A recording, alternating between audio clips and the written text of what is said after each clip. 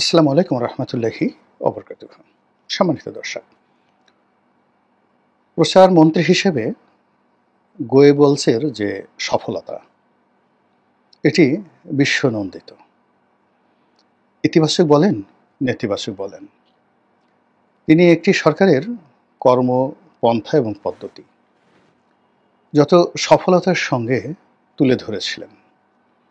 তার ফলে কি হলো, এডলফ হিটলার এবং তার জার্মানির ইকোনমি, তার যে মিলিটারি পাওয়ার, সব মিলিয়ে সারা দুনিয়াকে রীতিমতো আতঙ্কগ্রস্ত করে ফেলেছিল।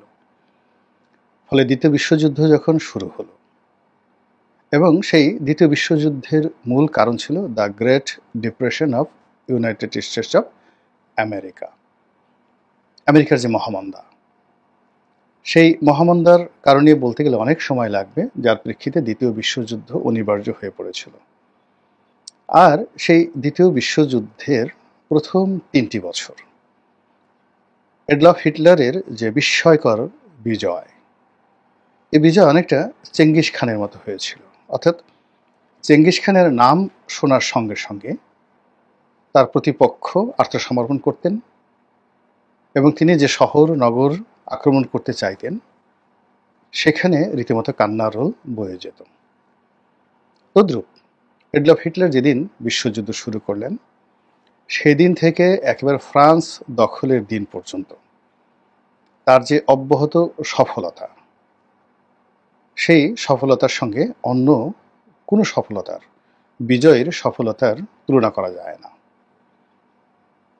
পরবর্তী তার পতনের অনেকগুলো কারণ আছে, সেই কারণে আলোচনা করব না, কিন্তু আমি এই যে তার যে সফল, অর্থাৎ একজন এডলফ হিটলারকে জনপ্রিয় করা, গণনায়কে পরিণত করা, এবং জার্মানির সবচেয়ে শক্তিশালী মানুষে রূপান্তরিত করা, এবং সারা পৃথিবীর কাছে তাকে একটা আইডল হিসেবে তৈরি করার জন্য যে মানুষটি প্রচার করতেন, তার তথ্যমন্ত্রী যিনি ছিলেন, তিনি হলেন মিস্টার গোয়েবলস। তো এই কারণে কি হলো, সারা দুনিয়াতে যখন কোনো প্রচার এবং প্রোপাগান্ডার ক্ষেত্রে সীমা অতিক্রম করে বাড়াবাড়ি করা হয়, সেক্ষেত্রে এই শব্দটি ব্যবহৃত হয়। বাংলাদেশে এই যে গোয়েবলসি যে প্রচার, এটা সবসময় ছিল, স্বাধীনতার পরে সব আমলে ছিল। কাউকে বলে বড় করার দরকার নাই বা ছোট করার দরকার নাই। আর এই প্রচার এবং প্রোপাগান্ডা ক্রমবর্ধমান হারে নেতিবাচক অর্থে এগুলো বেড়ে গেছে। এরশাদ যে কর্মগুলো করেছেন, পরবর্তী বিএনপি সরকার তার চেয়ে কম করেননি প্রচারণার ক্ষেত্রে। আওয়ামী লীগ সরকার যা কিছু করেছে 96 থেকে 2000, তার চেয়ে কম করেনি কেউ। এভাবে 111-এর সময় আর কি প্রচারণা দেখে মনে হচ্ছিল যে একটা দেবতুল্য মানুষ দেশ চালাচ্ছে, এবং রাষ্ট্রের যে অর্গানাইজেশনগুলো, দুর্নীতি দমন কমিশন থেকে শুরু করে সবাই মানে এমন দায়িত্ব পালন করছে যে বাংলাদেশকে জান্নাত না বানিয়ে ছাড়বে না। যৌথ বাহিনীর নামে যে সকল অপারেশন পরিচালিত হচ্ছে, এই অপারেশনের ফলে বাংলাদেশ বিশাল উন্নয়ন করবে, এই ধরনের প্রচারণা রাষ্ট্রীয় মদদে চালানো হতো। আর শেখ হাসিনা জমানার যে প্রচারণা, সেটা তো কিংবদন্তি ডক্টর হাসান মাহমুদ থেকে শুরু করে অন্যান্য যারা আছেন তার প্রচারমন্ত্রী ছিলেন, তাদের কথা স্মরণ হলেই বুঝতে পারেন। কিন্তু আলটিমেটলি এই প্রচার এবং প্রোপাগান্ডাগুলো শেখ হাসিনার জন্য কতটা ধ্বংসাত্মক হয়েছিল, যে জীবনের শেষ প্রান্তে তিনি 30 মিনিট সময় পাননি এই বাংলাদেশ ত্যাগ করার জন্য। তো শেখ হাসিনার জামানাতে যে প্রচার হতো, যা প্রোপাগান্ডা হতো, গত 7 মাসে প্রথম 2-3 মাস একটু কম ছিল, কিন্তু ইদানিংকালে যত প্রচার হচ্ছে সরকারের, সব প্রচারগুলো শেখ হাসিনার জামানার প্রচারণাকে ছাড়িয়ে গিয়েছে। আর এই ছাড়িয়ে যাওয়ার কারণেই এখন আমরা এই ব্যবহার করছি যে এখানে গোয়েবলসি একটা ঘটনা ঘটছে। কী বিষয় ঘটছে, সেটি হলো শেখ হাসিনাকে ছোট করা, আওয়ামী লীগকে ফ্যাসিবাদের জনক হিসেবে পরিচয় করে দেওয়া, চাঁদাবাজ তারপর দুর্নীতিবাজ জালেম হিসেবে বিএনপিকে চিহ্নিত করা। সরকারে যে সকল কর্তা ব্যক্তি রয়েছেন তাদেরকে অতি মানব হিসেবে প্রতিষ্ঠিত করা। সরকারের কর্মকাণ্ডের মাধ্যমে এই দেশে যে আমূল পরিবর্তন হয়ে গেছে, কোনো কিছুর অভাব নেই, সব কিছু নিয়ন্ত্রণে, সামান্য বিচ্ছিন্ন কিছু ঘটনা রয়ে গেছে, এগুলো ঠিক হয়ে যাবে, এরকম একটা প্রচার এবং প্রোপাগান্ডা।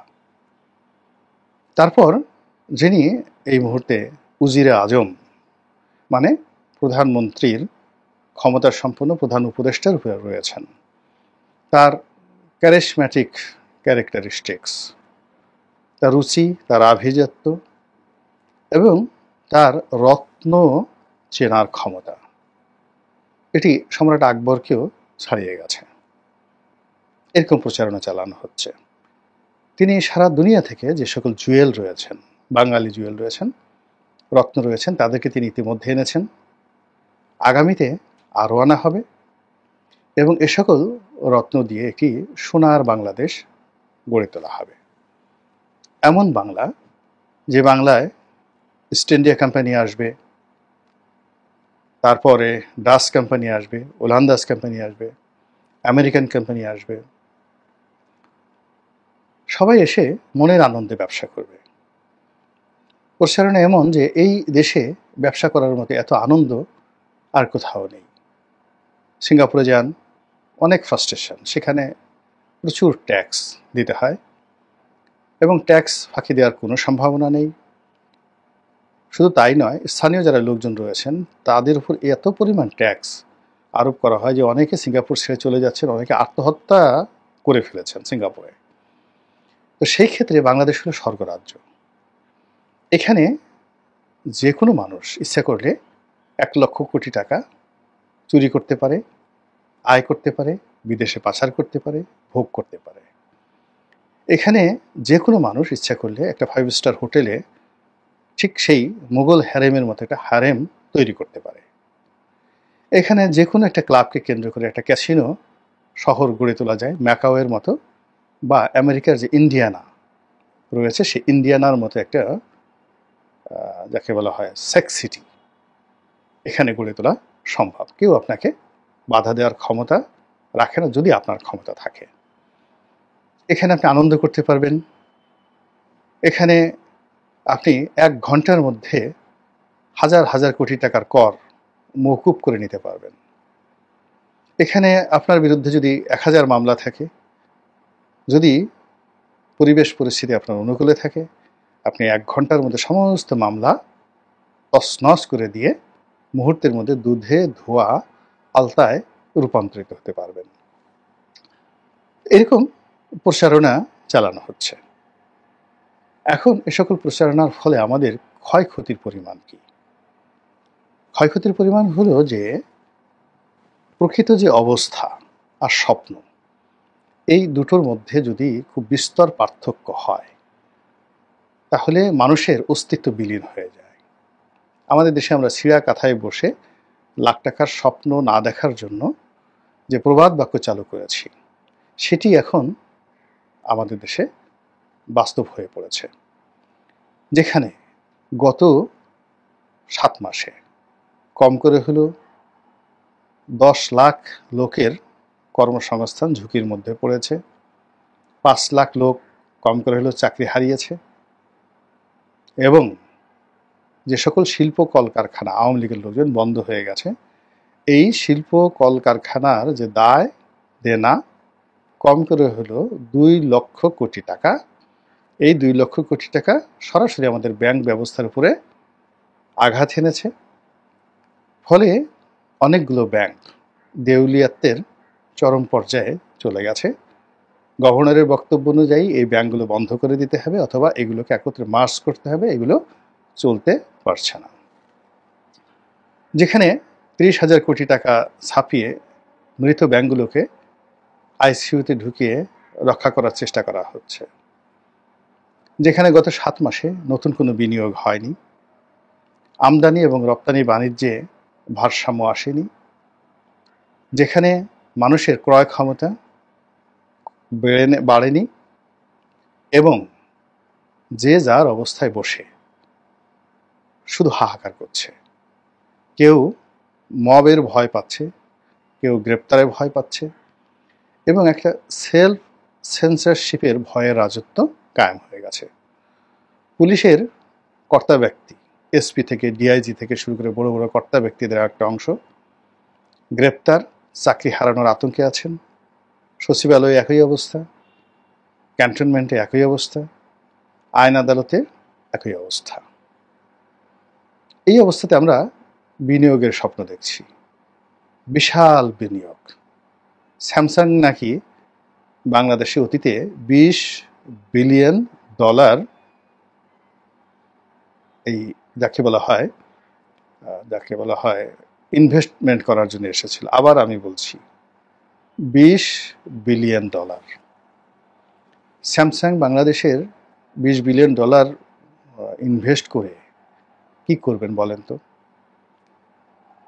আপনারা স্যামসাংয়ের হেড অফিস কয়জন ভ্রমণ করেছেন আমি জানি না, কিন্তু আমি স্যামসাংয়ের হেড অফিস, এলজির হেড অফিস কোরিয়াতে ভ্রমণ করেছি। এবং এই যে বাংলাদেশের স্যামসাংয়ের যত ইলেকট্রনিক্স প্রোডাক্ট আসতো, অলমোস্ট বেশিরভাগ ইলেকট্রনিক্স প্রোডাক্ট স্যামসাংয়ের আমি আমার যে ফ্রেট ফরওয়ার্ডিং জাহাজ ব্যবসা তাদের মাধ্যমে বাংলাদেশে আসতো বহু বছর। কাজেই স্যামসাংয়ের ফ্যাক্টরিগুলোতে টোটাল ইনভেস্টমেন্ট কত, কি কি উৎপন্ন হয়, একটা রেফ্রিজারেটর কোম্পানিতে কত ইনভেস্টমেন্ট থাকে, একটা মোবাইল কোম্পানিতে কতটা ইনভেস্টমেন্ট থাকে, এটি মানে মোরাললেস কিছুটা বোঝার ক্ষমতা তো আছে। এখন $20 বিলিয়ন একটা সিঙ্গেল ইনভেস্টমেন্ট কোনো একটা দেশে স্যামসাং তো দূরের কথা, আইফোন মানে অ্যাপেল কোন দেশে $20 বিলিয়ন ইনভেস্টমেন্ট করেছে? চায়নাতে করেছে। একটা প্রজেক্টের নাম দেখান তো। ইলন মাস্ক $20 বিলিয়ন ইনভেস্টমেন্ট করেছে কোন প্রজেক্টে? টুইটার কিনেছে কত টাকা দিয়ে? মানে এই যে কথাগুলো বলা হচ্ছে আর আমরা মিলিয়ন এবং বিলিয়ন এটাকে সব একত্র করে ফেলছি। খুবই দুঃখজনক, খুবই হতাশাব্যঞ্জক। বলা হচ্ছে আমাদের দেশে ওরকম একটা হাসপাতাল হবে আমেরিকান, এত টাকা ইনভেস্টমেন্ট হবে, এত লোকের কর্মসংস্থান হবে। বলা হচ্ছে যে এরকম যদি চলতে থাকে আগামী কয়েক বছরে 15,000 লোকের কর্মসংস্থান হবে। আরে বাবা, যে অবস্থা চলছে এই অবস্থা যদি চলতে থাকে তো 15 লাখ লোক কর্ম হারাবে। 15 লাখ লোক কর্ম হারাবে আর আপনি 15,000 লোকের কর্মসংস্থান করবেন। 2 নম্বর হলো, বিনিয়োগ যদি আপনাকে করতে হয় তাহলে তো আপনার ব্যাংকিং ব্যবস্থা থাকতে হবে। এখন $20 বিলিয়ন বাদ দেন, $1 বিলিয়ন $1 বিলিয়ন বাংলাদেশের ধরুন একটা কোম্পানি ইনভেস্টমেন্ট করবে। এখন এই $1 বিলিয়ন আনার জন্য আমার ব্যাংকের যে ইনফ্রাস্ট্রাকচার দরকার, এবং এই $1 বিলিয়ন 8,000 বা এখন 12,000 কোটি টাকা বা 11,000 কোটি টাকা, $1 বিলিয়ন রাতারাতি আমি এলসি করব, এলসি ম্যাচিউর করব এবং কোনো রকম অ্যাড কনফার্মেশন ছাড়া কোন ব্যাংক এই এলসিটা করতে পারবে এই মুহূর্তে বলেন? এখন এই জিনিসগুলো যে ভাইব তৈরি করা হচ্ছে বা যেভাবে প্রচার চালানো হচ্ছে, একের পর এক প্রচার চালানো হচ্ছে, এটা পুরো দেশের অর্থনীতিকে এবং সব কিছুকে তছনছ করে ছেড়ে দিচ্ছে। এবং এইভাবে যদি এগোতে থাকে এবং মানুষের মধ্যে যে স্বপ্ন তৈরি করা হচ্ছে, মানুষের মধ্যে যে এক্সপেকটেশন তৈরি করা হচ্ছে, এই এক্সপেকটেশন এবং স্বপ্ন যখন 6 মাস 1 বছর পরে এগুলো বাস্তবায়ন হবে না, অসম্ভব বিষয়, তখন এটার ফলাফলটা বুমেরাং হবে, রিভার্স হবে। আর তখন আমরা সেই অবস্থার মধ্যে পড়ব। আমাদের এখানে 74 হয়েছে দুর্ভিক্ষ, আমাদের এখানে 76-এর মন্বন্তর হয়েছে, বহু দুঃখ কষ্ট আমাদের জীবনে আছে। কাজেই প্রাকৃতিক যে দুর্যোগ, সেই প্রাকৃতিক দুর্যোগের বেশিরভাগই কিন্তু মানব সৃষ্ট।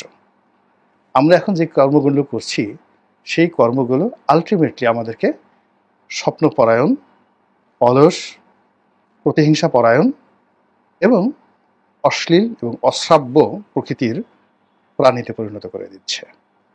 আমরা নিজেরা কর্মহীন হয়ে পড়ছি, আর অন্যের যে কর্মের স্পৃহা, গালাগাল করে, নেতিবাচক কথা বলে, তারপরে আক্রমণ করে, তার সহায় সম্পত্তি ধ্বংস করে পুরো জাতীয় অর্থনীতিকে আমরা তছনছ করে ছেড়ে দিচ্ছি। আর এ দৃশ্য দেখে নতুন করে রাজনীতি করবে, নতুন করে শিল্প কলকারখানা প্রতিষ্ঠা করবে, এরকম নির্বোধ বাংলাদেশে নেই, বিদেশেও নেই। চোখের সামনে একটা ইন্ডাস্ট্রি 50,000 লোক আপনি জ্বালিয়ে দিলেন, পুড়িয়ে দিলেন। চোখের সামনে একটা ইন্ডাস্ট্রি 20,000 লোক 50 বছর যাবত যারা ব্যবসা করে, জ্বালিয়ে দিলেন, পুড়িয়ে দিলেন, ছারখার করে দিলেন। চোখের সামনে বাটার মতো প্রতিষ্ঠানে লুটপাট হলো, কেএফসির মতো প্রতিষ্ঠানে লুটপাট হলো, পিজা হাটের মতো প্রতিষ্ঠান লুটপাট হলো। আর আপনি স্যামসাংকে বাংলাদেশে আনবেন, এলজির ফ্যাক্টরি বাংলাদেশে করবেন, টেসলার কোম্পানি বাংলাদেশে করবেন, স্টারলিংকের স্যাটেলাইট বাংলাদেশে বসাবেন। এর চাইতে গোয়ে বলি যে প্রচার, প্রোপাগান্ডা আর হতে পারে না।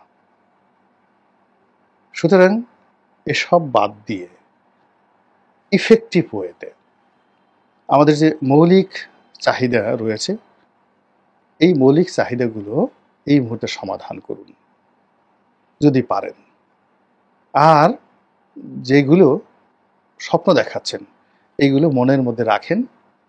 যখন স্বপ্নটা বাস্তবায়নের পর্যায়ে আসবে তখন এগুলো বলবেন। এই যে এখন মেট্রো রেল চলছে, এক্সপ্রেসওয়ে চলছে, পদ্মা সেতু, মানে এই জিনিসগুলো যখন চোখের সামনে ভাসছে, আজ থেকে 6 মাস পর আমরা এখন প্রচার করছি এগুলোর পেছনে দুর্নীতি হয়েছে। কিন্তু আপনারা যদি সফলতা দেখাতে না পারেন, এর পেছনে যে দুর্নীতি, এগুলো মানুষ মনে রাখবে না। এবং তখন যে একটা ভয়ঙ্কর ট্রায়াঙ্গেল তৈরি হবে, সেই ট্রায়াঙ্গেলের জন্য কে দায়ী থাকবে? আল্লাহ আমাদের সবাইকে হেদায়েত দান করুন এবং হেফাজত করুন। আসসালামু আলাইকুম ওয়া রাহমাতুল্লাহি ওয়া বারাকাতুহু।